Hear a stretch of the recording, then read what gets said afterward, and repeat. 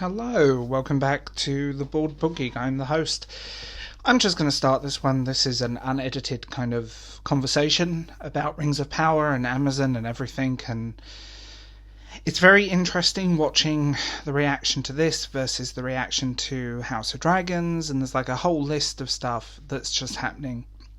And I'm recording this at 2 o'clock in the morning because it's a brain fart on my phone, so I hope you guys enjoy it. Tell me what you think in the comments, and let's start the show. Amazon was not ready for this, and now they're in too deep. They're playing every card they've got. It's not working. The pushback is happening.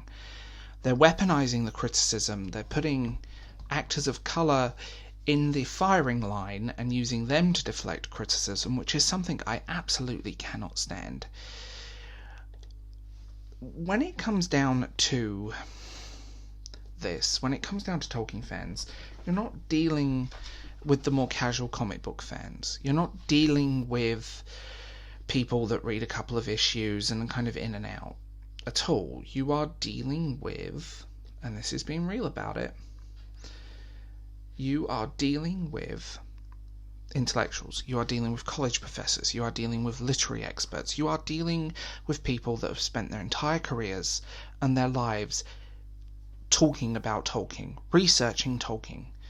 You're also dealing with people from the inner circle, and none of it is particularly looking good. From changes that were made when Christopher Tolkien died to firing of one of the major Tolkien experts, which still screams fishy to me, and I will say that. It all just feels so disconnected and so strange that they're doing this.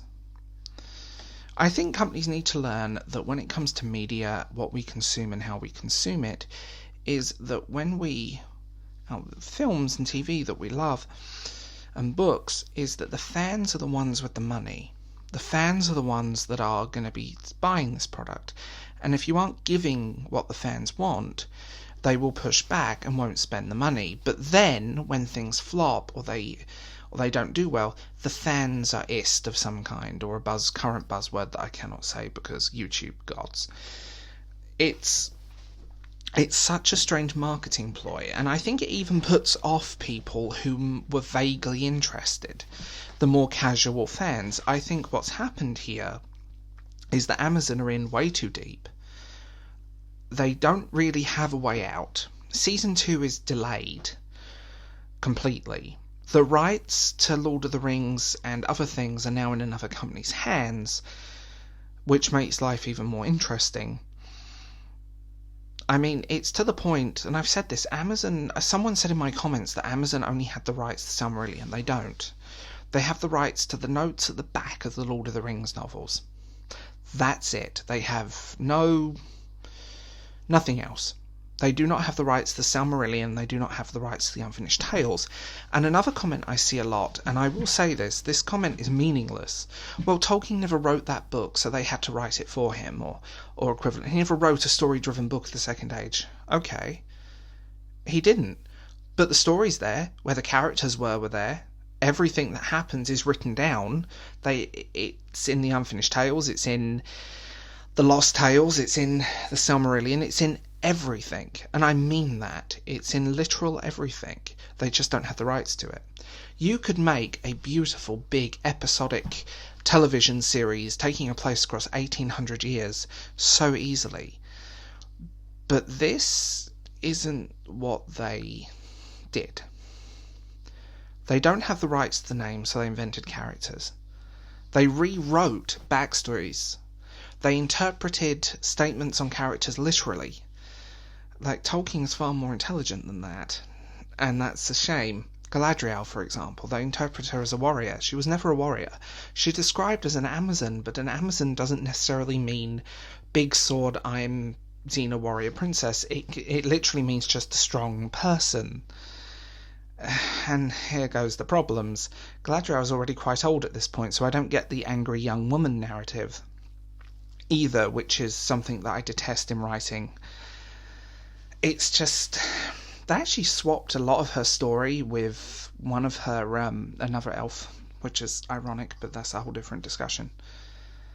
I don't think Amazon were ready for this, and I feel like they're just pulling back and pushing forward and pulling back again, and they're changing their statements. They've changed the marketing subtlety from based on works by Tolkien to inspired by Tolkien. They've also changed how they're doing it, but they've also contradicted themselves. From we respect the books to, well, we did our own thing, we wrote the book Tolkien never wrote, to, oh, we always went back to the books, we always went back to Tolkien. And then they mentioned Tom Shippey, even though they fired him. This is gaslighting, basically. They weren't ready for this. They weren't ready for these characters. They weren't ready for this story. They weren't ready for the people.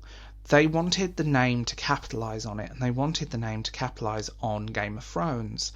They wanted to create something that was their own thing, but they didn't have the people or the know-how to create something original. I've said this. If you wanted a POC fantasy television series, look no further than Black Leopard Red Wolf by Marlon James. That would be stunning on screen. And I mean that. That's a beautiful show, and that's a beautiful book, and it's very much in keeping with that kind of Game of Thrones style. But they won't do that because it's a smaller IP. Lord of the Rings is the IP. They just want the name, and that's a marketing ploy. The fact that the normies, the people that aren't necessarily hardcore fans, are seeing through all of this is oddly fascinating. It's oddly strange. And the fact that seeing the pushback it's actually kind of tragic in one sense, because for a lot of people, this might be their first introduction to Tolkien. And for the first time, I've actually seen people I know go out and say, well, I'm reading Tolkien for the first time. People I know that have no interest in the fantasy genre, and they're loving it. It's fascinating to see. But I hope some good comes out of this series, and I hope people buy the books. Although I will say in protest, do not buy any Lord of the Rings books or Tolkien stuff on Amazon.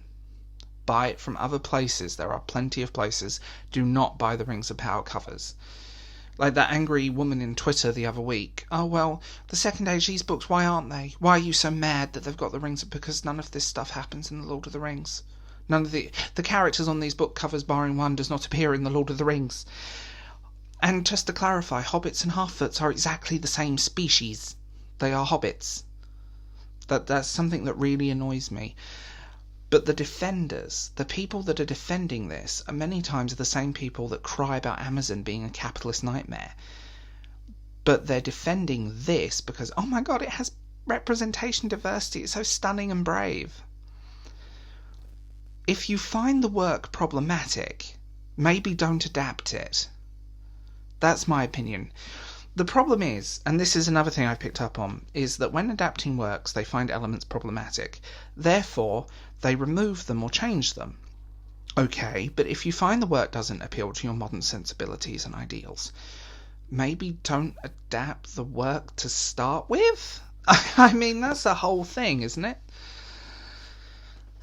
Amazon weren't ready for this. Amazon weren't ready for the fans. They weren't ready for this pushback at this scale. They were hoping it could be silenced and pushed aside and keep going. The thing is, this is it is the most expensive television series ever made. The costumes look cheap. The CGI looks really artificial and shiny. And films and movies from 20 years ago have better CGI. Everything just feels off, and it's disconnected and doesn't work. So I think Amazon have an expensive flop. I think they weren't ready for this. I think there's so much behind the scenes, and at this point I'm convinced it's money laundering. So this is my little uncensored chat on the Rings of Power. Tell me what you think, and I will talk to you guys later. Bye.